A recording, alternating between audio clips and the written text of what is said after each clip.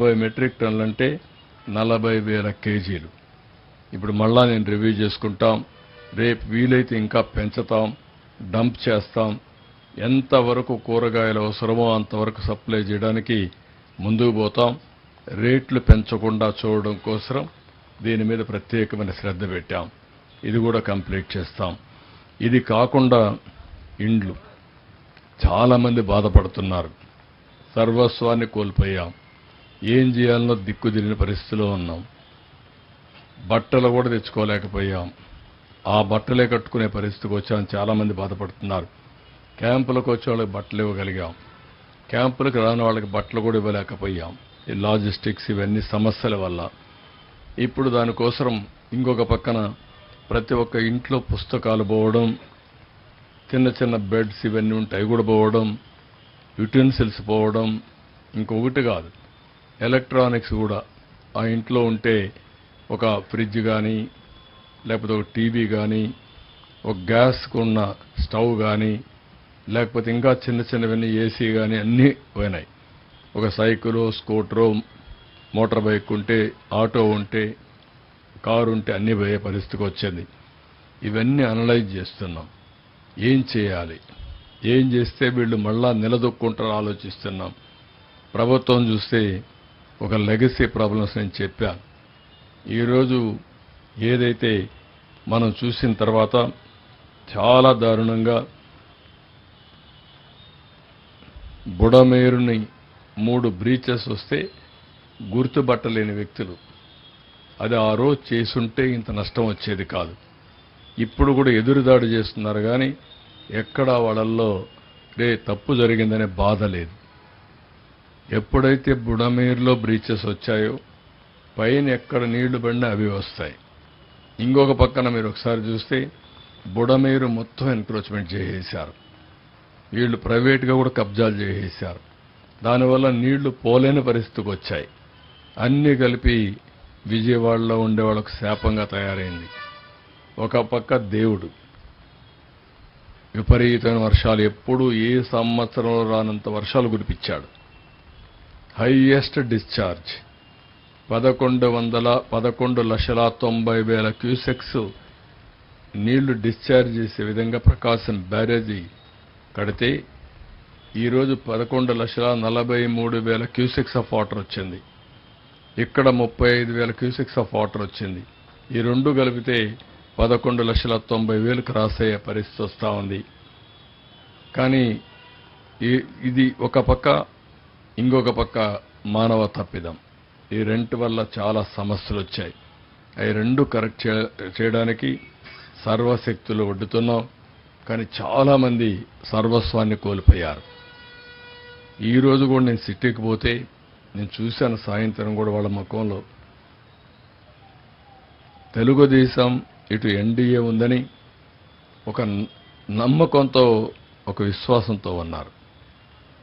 ఇప్పుడు ఆ విశ్వాసాన్ని నిలబెట్టుకోవాలి. మేము కూడా వాళ్ళు నిలబెట్టాలి. స్వచ్ఛందంగా నేను సాయంత్రం పోయి అడిగితే వాళ్ళు ఒకటే చెప్తున్నారు, మీ మీద నమ్మకం ఉంది, ఈ ప్రభుత్వంపై నమ్మకం ఉంది.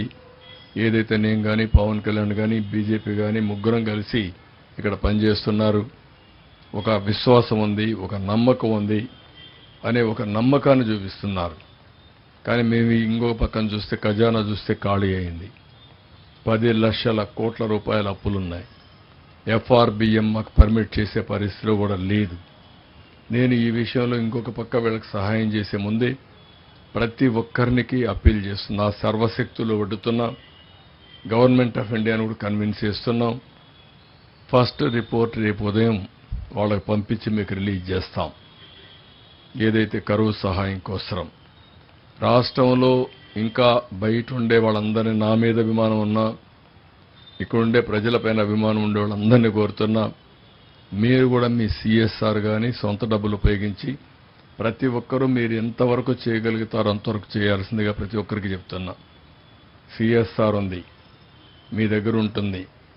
దీనికంటే మించిన కార్యక్రమం లేదు. ఒక బాధితులకి డైరెక్ట్గా సహాయం చేస్తే దానివల్ల ఫలితం ఉంటుంది. అందరికీ అప్పీల్ చేస్తున్నా. ఇప్పుడు కూడా మీరు చూస్తున్నారు, చాలామంది వస్తున్నారు, పెద్ద ఎత్తున వస్తున్నారు. అటు ఎంప్లాయీస్ కానీ, ప్రభుత్వ ప్రైవేట్ సంస్థల వ్యక్తులు కానీ, కాలేజెస్ కానీ, యూనివర్సిటీస్ కానీ, పరిశ్రమలు కానీ చాలామంది ముందుకు వస్తున్నారు. ఇంకా మిగిలిన వాళ్ళందరికీ కూడా అపీల్ చేస్తున్నా. ఇది మనందరి బాధ్యత, సమిష్టి బాధ్యత. సమాజం పట్ల బాధ్యత కలిగిన ప్రతి ఒక్కరూ ముందుకు రావాల్సిన అవసరం ఉంది. మీరు చేయగలిగిన చేయమని వారిని కూడా మరొక్కసారి కోరుతున్నా. అదే సమయంలో రేపు ఎల్లుండి అందరితో నేను మాట్లాడి ఇంకా 2 కార్యక్రమాలు నాకు మిగులుతాయి. ఇవన్నీ కూడా స్ట్రీమ్ లైన్ చేశాం. ఒకటి, ప్రతి ఒక్క ఇల్లు నిలదొక్కుకోవడానికి ఏం చేయాలి, ఏం చేస్తే కనీసం నిలదొక్కుంటారు, నేను ఎంతవరకు సహాయం చేయగలుగుతాం ప్రభుత్వం తరఫున.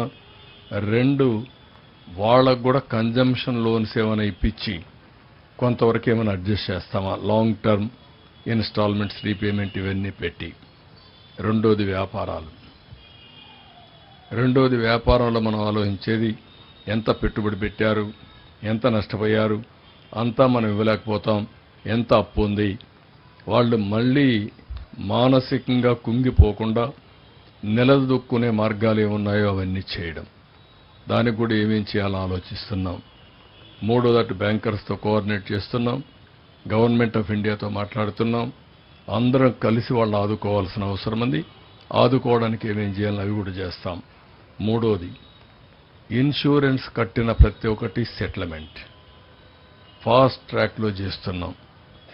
ఎందుకంటే ఒకసారి మళ్ళీ కొర్రీస్ పెట్టకుండా వెహికల్స్ కానీ, లేకపోతే వాళ్ళ ఆస్తులు కానీ, వ్యాపారాలు కానీ ఎవరెవరైతే ఇన్సూరెన్స్ చేశారో ఆ ఇన్సూరెన్స్ అన్ని సెటిల్ చేయడం కోసం ఏదైనా గవర్నమెంట్ క్లియరెన్స్ ఇవ్వాలంటే ఇవ్వడం, సర్టిఫికెట్స్ ఇవ్వాలంటే ఇవ్వడం, రియల్ టైంలో అవన్నీ సెటిల్ చేయడం, నేను కూడా మానిటర్ చేసి అవన్నీ క్లోజ్ చేస్తాం.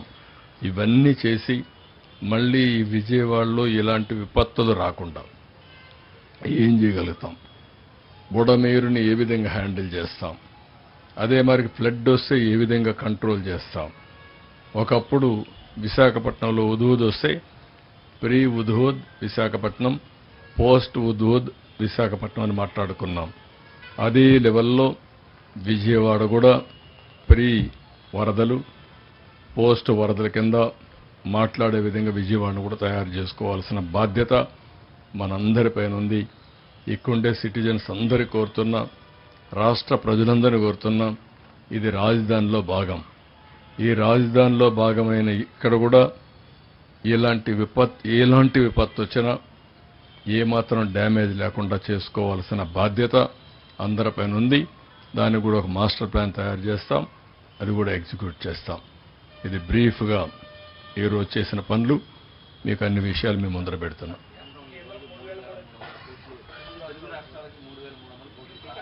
లేదు, అది కరెక్ట్ కాదు. ఊరికి రూమర్ అది, మీరంతా కూడా అది కరెక్ట్ కాదు. ఇంకా రాలేదు, కన్ఫర్మేషన్ ఏం లేదు. మనం ఇంకా రిపోర్ట్లే పంపలేదు. ఇది ఊరికే ఎక్కడో ఫ్లోట్ అయిన ఇన్ఫర్మేషన్. అది not correct. Tomorrow morning we're sending report. ఇది